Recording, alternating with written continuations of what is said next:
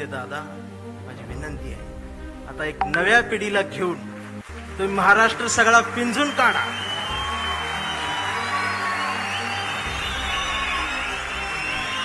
मुंबईत काय हाय काय नाही मला माहित नाही, पण मी महाराष्ट्र सगळा एसटीन फिरतोय.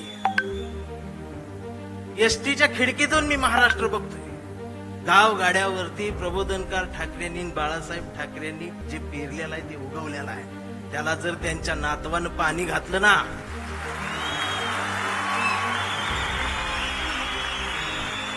तर एक नवा महाराष्ट्र उभा. ती हसत म्हणाली देग सोडून, तर ती पुन्हा हसत म्हणाली, अगं एवढा मोठा दगड पायाला लागलाय तरी सोडून दे कसं काय म्हणतेस.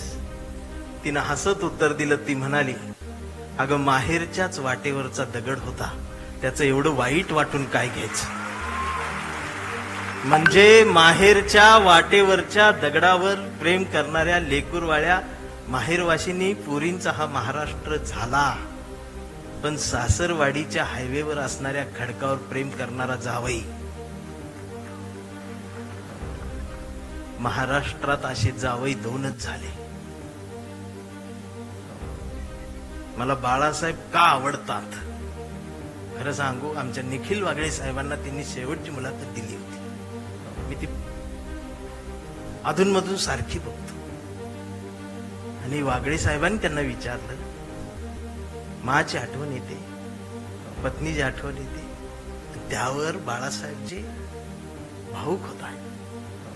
पत्नीला मा म्हणणारा एवढा कणखर माणूस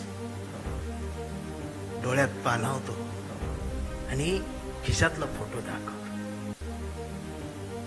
हा एक बाळासाहेब. आणि स्वतःच्या पत्नीवर एवढं प्रेम करणारा दुसरा बाळासाहेब महाराष्ट्रात आला आहे, ते म्हणजे बाळासाहेब आंबेडकर. आमचे हे दोन बाळासाहेब मनाला भावतात. शिवसैनिकांनी या 60 वर्षात खूप काय पाहिलेलं आहे. दोन भावांच्या रात्रभर रडून भिजलेल्या उषा सुद्धा शिवसैनिकांनी पाहिल्या. हृदयाला घाव घातले गेले, टाके तुटले गेले, शिवत राहिले. शिवसेना फाटली नाही, तुटली नाही, ती नेटानं उभीच राहिली. ती उभी राहणारच आहे. आणि मला माझ्याकडे आज बघितल्यानंतर बरेच मला म्हणतील की आज हा इकडं कसा, हा पुरोगामी चेहरा इकडं कसा. होय, मी आहे पुरोगामी, फुलेशाह आंबेडकरवादी, पण मी कट्टर नाही.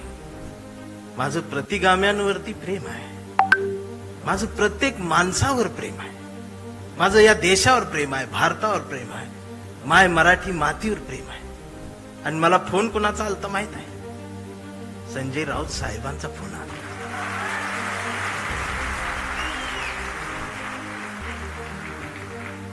जर शेंडे आणि जानव्यातून मुक्त होऊन हिंदुत्व माझ्या कवितेला कुरवाळत असेल, जवळ घेत असेल, तर माझ्या सुद्धा मेंदूतले जाणीवेंचे जानवे मी कुठपर्यंत जिवंत ठेवायचे हा विचार करून मी त्यांच्या हाकेला हाक देत आलोय. काल ते एवढे बिझी होते दिवसभर, तरी सुद्धा मी प्रवासात असताना मला सारखा कुठवर आलायस, इथवर आलोय, तिथवर आलोय, असं झालं तसं झालं, सगळ्या अपडेट चालू आहेत. आणि रात्री मला भेटली त्या हॉटेलवर. भेटले तर ते वेटर लोक त्या काम करतात, ती कोकणातली मराठी सगळी पोरं. राऊत साहेबांनी एकाला बोलवलं, अरे कसा आहेस, आईची तब्येत बरी आहे का. ती पोरग डोळ्यात पाणावं. एवढ्या ह्याच्यात सुद्धा साहेबांच्या लक्षात आहे. ते होय म्हटलं, निघून गेलं. साहेब निघाले. माझ्यासोबत आमचे राजेंद्र कांबळे भाऊ माझ्यासोबत आले. ते माझ्या बाजूला थांबले. मी राऊत साहेबांकडे असं एकटक बघतच राहिलो. आणि आमच्या भाऊला म्हटलं, कसलं हत्यार आहे रे म्हटली.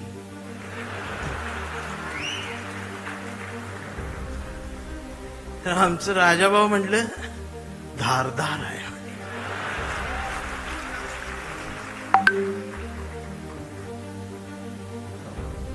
वैचारिक शहाणपणाचा विसर आणि घसरण महाराष्ट्राला झाली. ती पुन्हा भरून काढली पाहिजे. प्रबोधनकार ठाकरेंचा वारसा असणारा हा महाराष्ट्र आहे. आदित्य दादा, माझी विनंती आहे, आता एक नव्या पिढीला घेऊन तुम्ही महाराष्ट्र सगळा पिंजून काढा.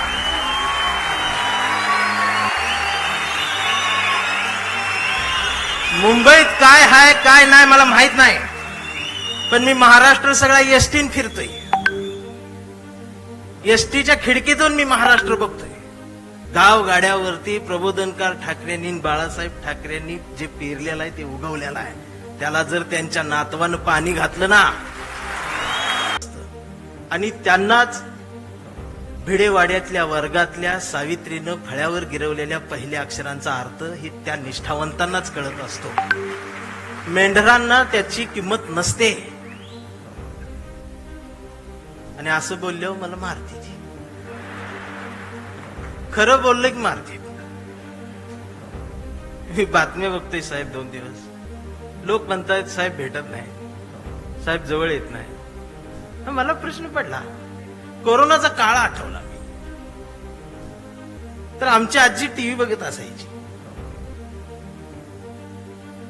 पण आजी घाबरत नव्हती. टीव्हीत फक्त उद्धव साहेबांनाच बघायची. का माहिती आहे? माझ्या आजीला टीव्हीत दिसणारा मुख्यमंत्री तिच्या लेकासारखा वाटला. माझ्या आईला आधार देणारा जवळचा कोणीतरी संकटाच्या काळात आहे ह्या सख्या भावापेक्षा जवळचा भाऊ वाटला. आणि आम्हाला हा मुख्यमंत्री मामासारखा वाटला.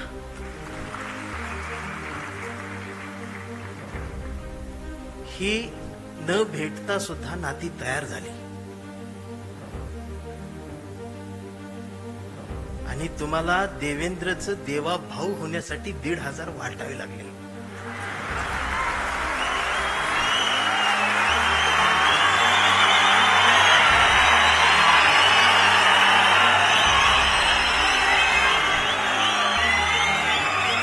आणि बहिणीच्या ताटात दिलेली मतांसाठी जी ओवाळणी निवडून आल्यानंतर ती काढून घ्यायला भाऊ विसरला नाही. तुम्ही भाऊ झालात असं बोलल्यावर मला मारते. नाही, ही टीका नाही. माझं त्यांच्यावर बी प्रेम आहे. मी सगळ्यांवर प्रेम करतो. मला ते फार आवडतात, पण ती विरोधी पक्षात असल्यावर जास्त आवडतात. विरोधी बाकावर मला त्यांचं जास्त आवडतं, प्रेम आहे त्यांच्यावर.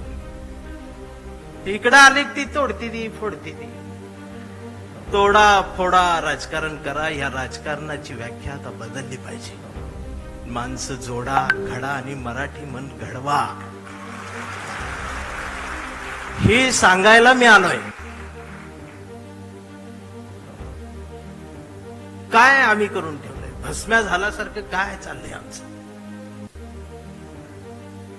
एक तर काहीतरी होईल.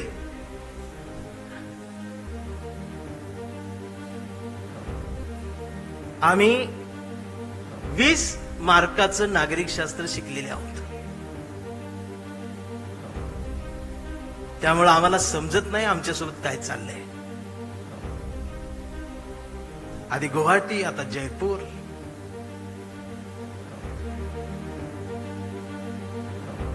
ह्यो मतदान केलेल्या प्रत्येक मतदाराचा अपमान आहे. लोकशाहीचा अपमान आहे. संविधानाचा अपमान आहे.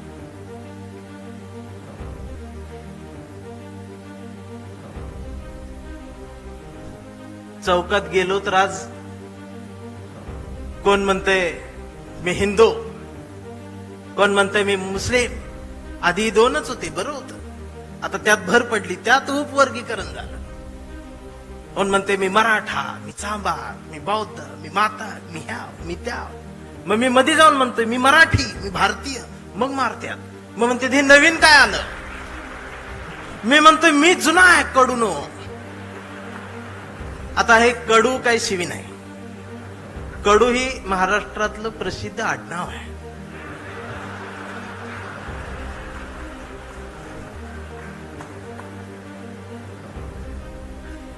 मी भारतीय म्हटल्यावर मारते. हे नवीन काल. मी म्हणतोय मी जुना आहे, तुम्ही नवीन आहे. मग अजून मारते. भारतीय होऊन जगायला गेल्यानंतर मी मार खायला लागलो, काळा पडत जा. मी गोराच होतो आधी,